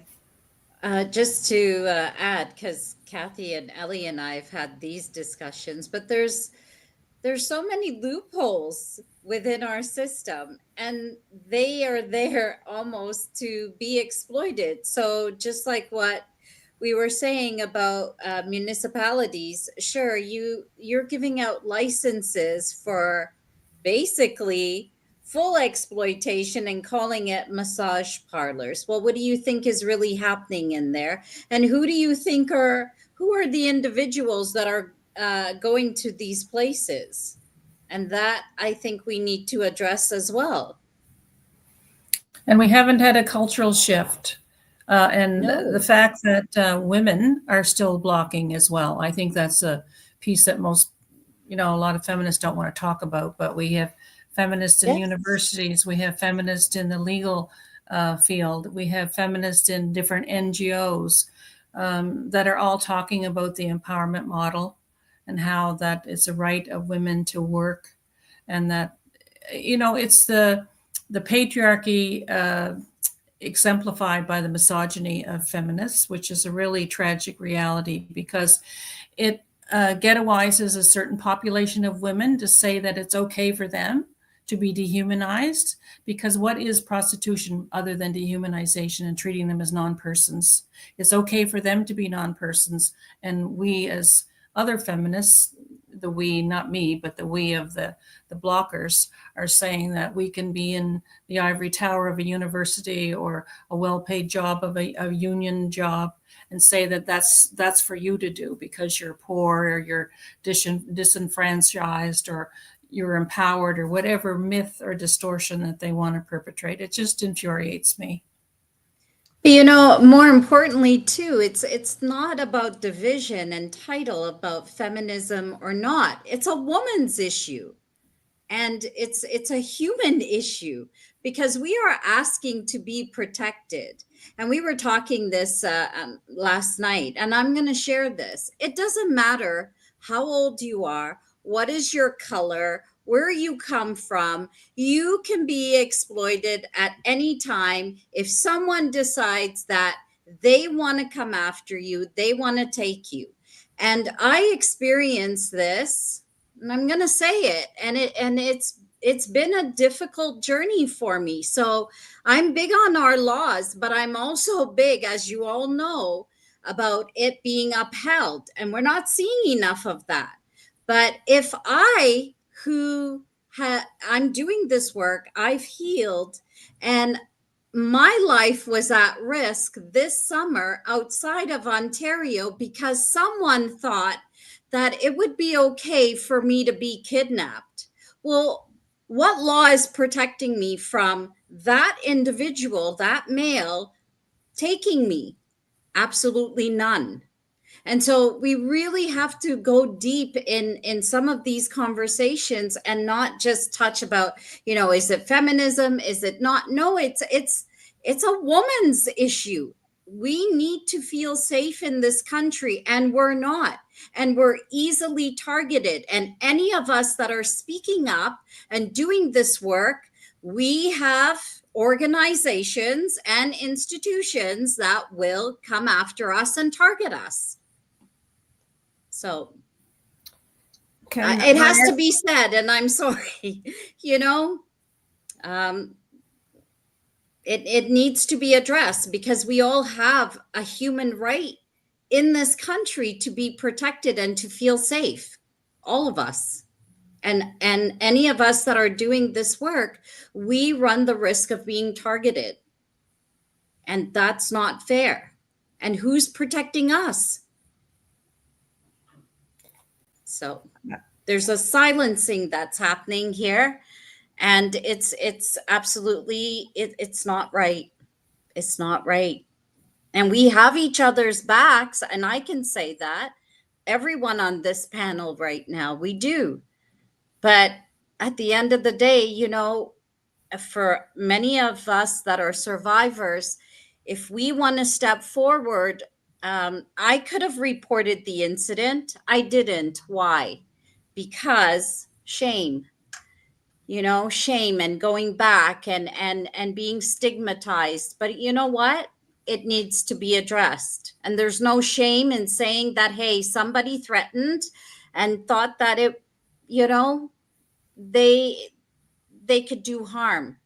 And we have to realize that evil exists. And we need to stand up and step it up. And our government needs to do that.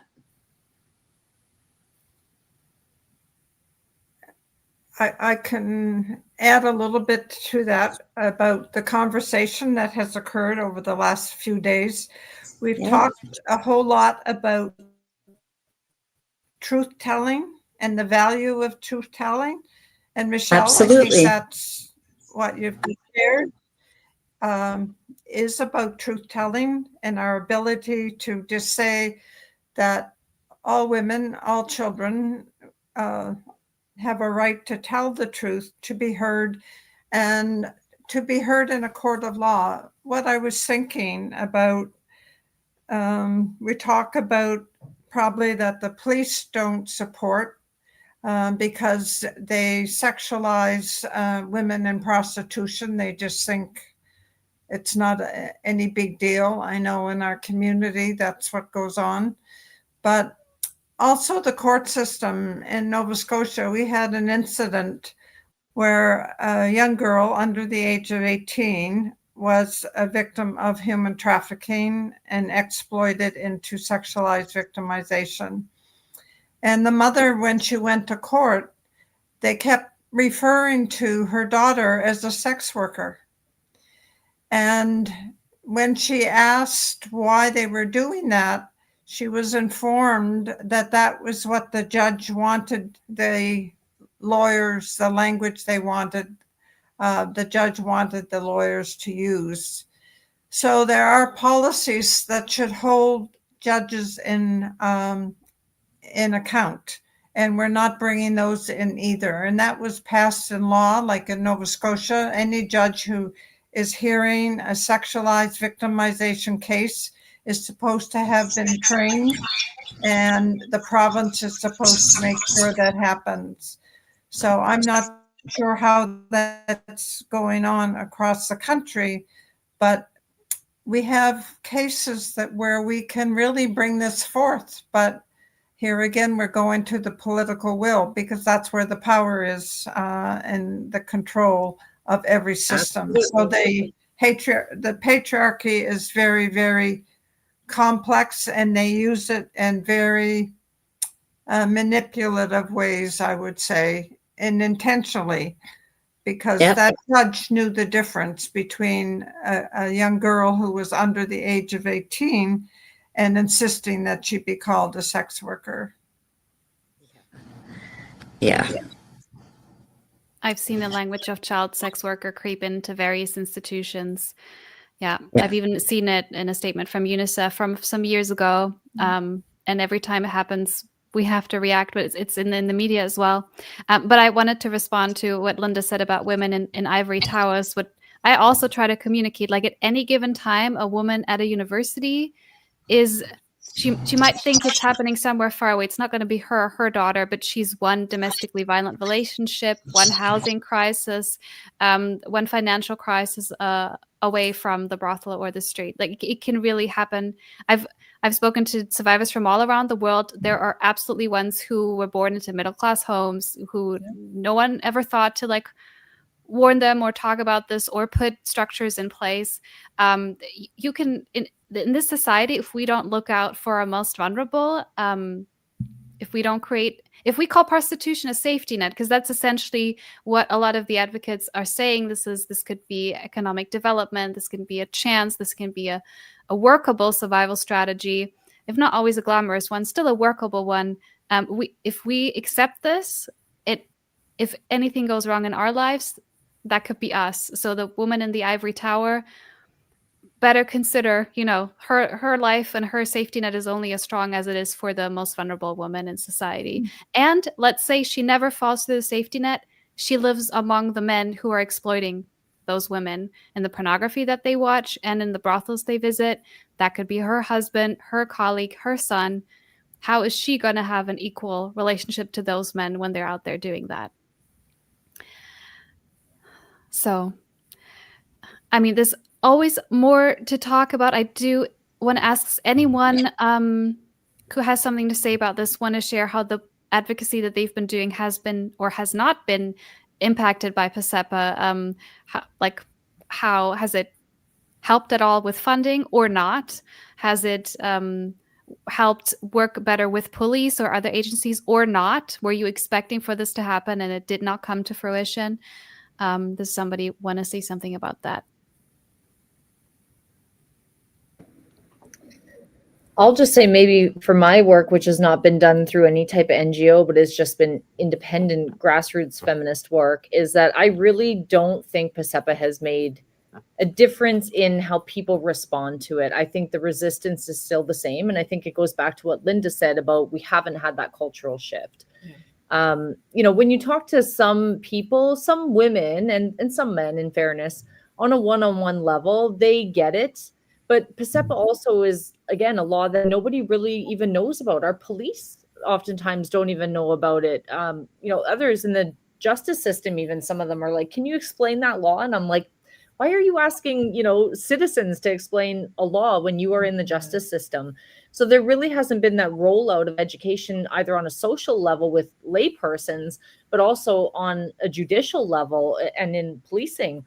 And so I think until we have that, we're really not seeing the effects of the law and its real rich potential being able to be used, because, it's just laying dormant. It's this beautiful gift of a law that is sitting there. And I say it all the time. I really think it's the best written Nordic model style abolitionist law in the world.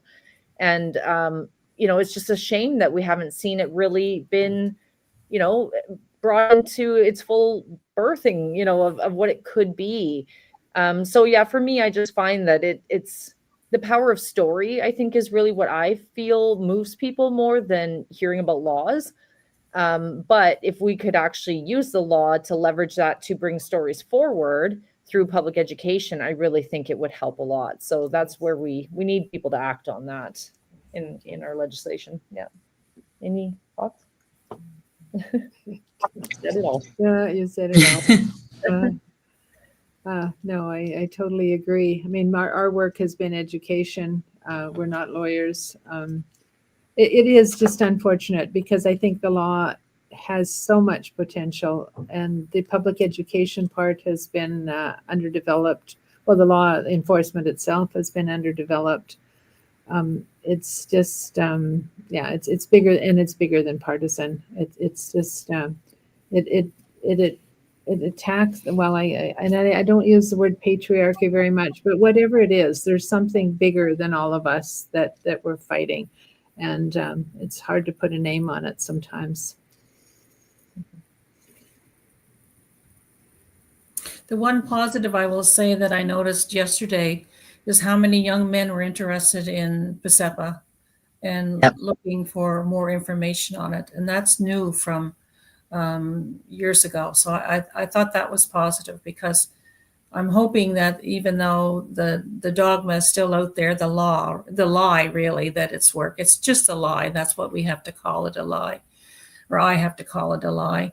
That I think the quality of women and girls, you know, even though we're living in a backlash, is still filtering through to young people and especially young men. So I'm really hoping that we'll, even if the government isn't doing it, that there'll be a somewhat of a cultural shift because of themselves, because young people are really wanting a different way in the world.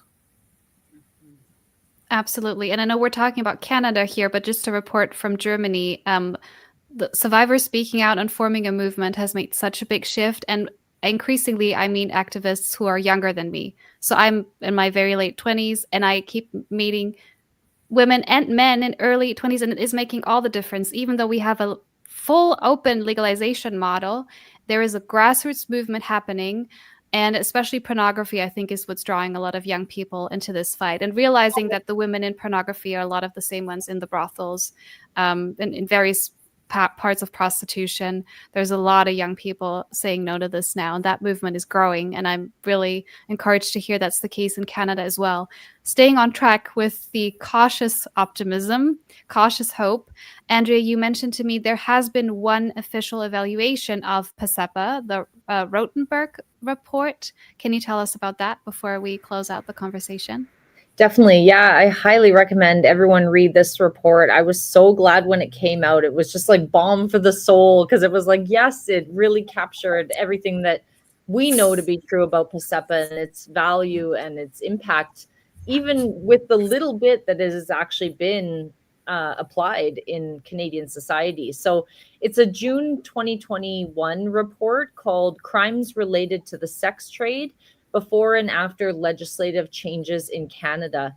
And it's informally called the Rotenberg Report. It was written by Mary Allen and Christine Rotenberg from the Canadian Centre for Justice and Community Safety.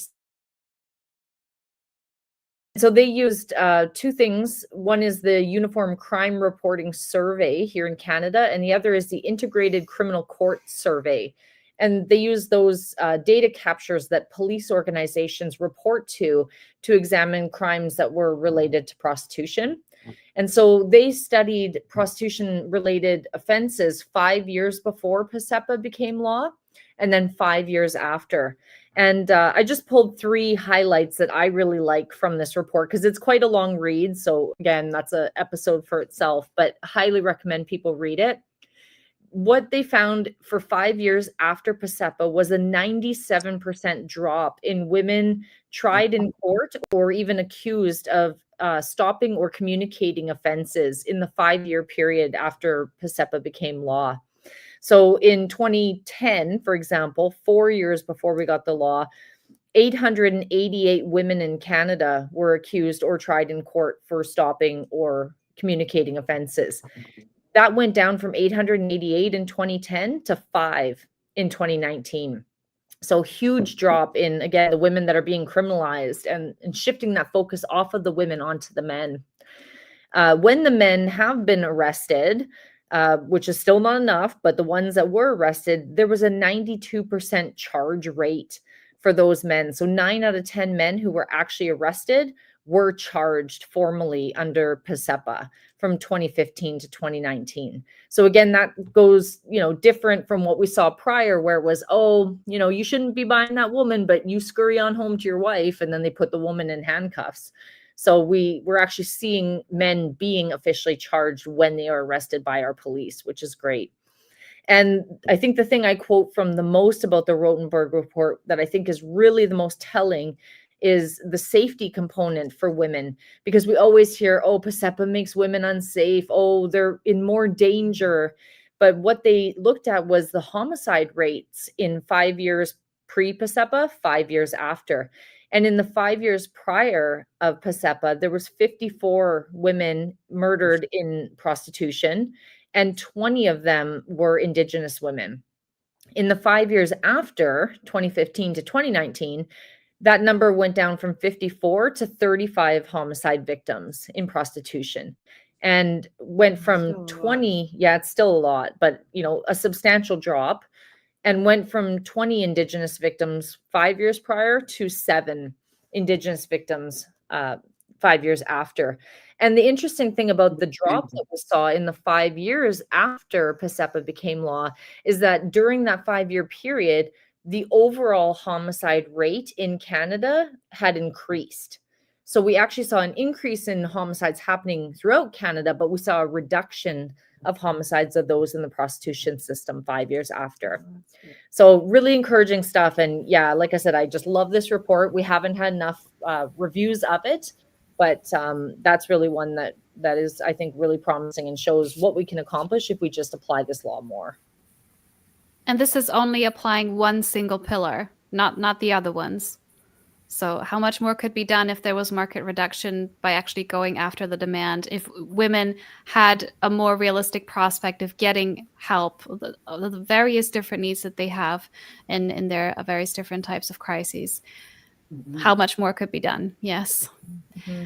So if anyone's listening now from Canada or even from abroad, if they're able to support your efforts, what are some ways that an everyday person can get involved in the movement, as well as maybe some, if they're working in law enforcement, if they're working as a teacher, what are some ways?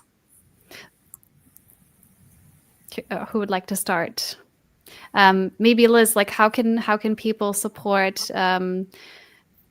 some of the work that you're doing with Exiting and with John Schools?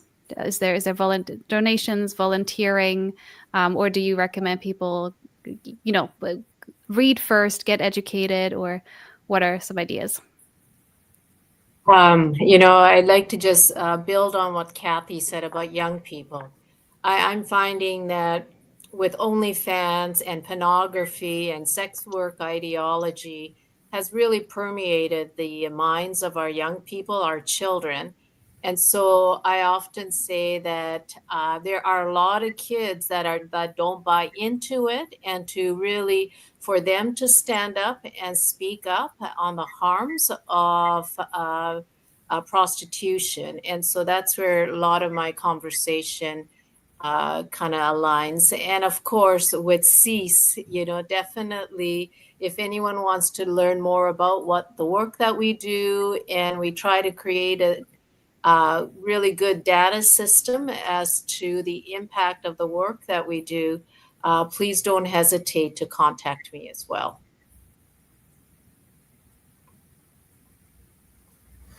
Well, I think education is key. The more we can, all of us as citizens of the world, Canada or otherwise, can educate ourselves about the crime of prostitution. It's really important. And Jeanne and I keep writing we have a new book out called Healing. And it's a story about how we helped one woman heal from being trafficked and prostituted by her husband. And I think the positive message is that women can heal from non-state torture. That's not really something that people really believe very often. We still hear so much, well, they'll never heal, but they can heal. And we've proven that. And the women who have worked hard to heal have proven that. So the more positive messages we get out, the more I think people will look at the reality, knowing that it's not a not a hopeless end or pit. So education is really important, because if we can't push the politicians, if enough of us gets educated and push the politicians, then it will be a turning point. And what women keep telling us is that what people could do if they decide to disclose is to look at the woman and say, I hear you, I believe you, and I am sorry that you were so victimized. Even that statement is a support for their dignity, for their right to respect. And we hear that often. It's not a big sentence to learn to say, and to say with compassion and caring. Because just as the buyers are in your community, the survivors and victims are too. It's really like, I think people think it's happening in a totally separate part of society. It's not. It could be your former schoolmate. It could be your friend. And the majority, just like, I mean, we know this about domestic violence. It's hard to disclose. The stigma is immense. It's just barely starting to lift now, barely, due to like humongous global effort. The stigma here is, I mean, it's even bigger. And that's why it's really important to signal to people around you, I care about this issue, but don't mistake that for, because it's so often by our political opposition misconstrued as hatred or disgust with the exploited person. Just like, that was hugely meaningful to me as a teenager to have a friend say, you don't like porn? Neither do I. I don't want women treated this way. I don't think that's right. I don't think we should normalize it. It made me feel sane. That's why I'm here in the movement of thanks to a friend. So that's where it can start. And who knows where that could go. Anyone else want to add something?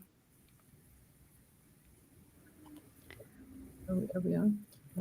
Oh, okay. Well, I was just going to say, I think it's important to believe that there are good men in the world, because we know a number of them, we've met a number of them, and we know that men are capable of change. I think that's one of the most rewarding things that's happened to me. I've been working with the John Schools, the STOP program, for 7 years now, and it's very moving when men get it, and at the end of a day's instruction, they stand up and they say, thank you for this opportunity. Men who have been arrested, men who have been offered the alternative program will say, nobody ever told me this. This is the first time I've learned this.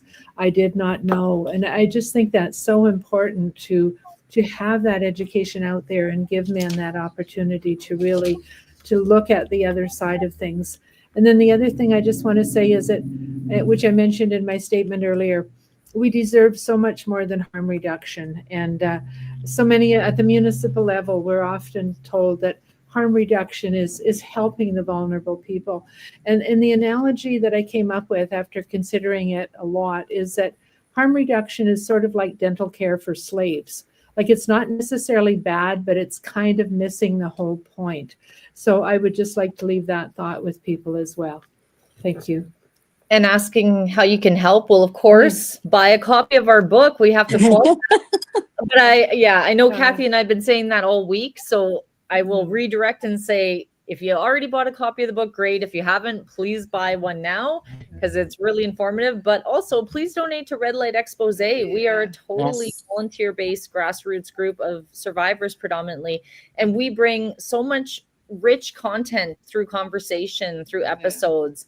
And so, it really supports us to educate the public, because not everyone buys books, right? We're an online world. So either buy a book, support Red Light Expose, donate to CEAS, And I was going to say, oh, sorry. If you've been given a book, read it. Please. 148 books were distributed this week. Please don't use them as a doorstop. Please read them. If you can't read it, give it to somebody who will read it and explain it to you. Thank you. Thank you to all of you. I hope there's some people listening who feel inspired to get over the sense of inevitability. I think we're just starting to overcome it with other types of crimes against women. I've not heard I've not heard people say, "Oh, we can't stop child marriage," or "We can't stop FGM." If you think we can get over those horrific hundreds or thousands-year-old systems of violence, why not this one? So the knowledge is there, the personal stories of survival are there.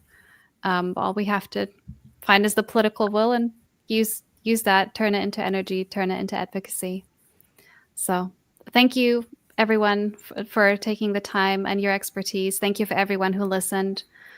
And best wishes with any further activities in Ottawa in coming days. And hopefully more of the people in charge, people with, in the positions of power will feel compelled to act and not brush this aside. There's so many issues right now that are concerning, but this one intersects with all of them. It's not some sideshow, some issue that concerns just a bunch of women over here. It concerns all of us. Thank you for your excellent questions, Elly, and for your care. Yes, thank you. Thank you. You're not getting Heinz back. We're keeping the German guy over here in Canada. He did a great job, but yeah, thanks so much, Elly. We're glad you're over there fighting the good fight in Germany. Yes. Yes. Thank you so much for the excellent work that you do. Thank you. Happy to do it with all of you. Everyone. Thank you. Thanks. Thanks, ladies. Take care. Yeah. Bye-bye. Bye.